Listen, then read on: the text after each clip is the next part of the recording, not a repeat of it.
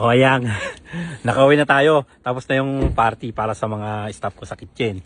Pupapakain tsaka bigyan ng regalo. Tignan nyo yung mga naiuwi ko mga regalo na. O ayan, tignan nyo. Ano? O, ang dami. For alak, hindi na ako nag-inom. Ano? O, ayan.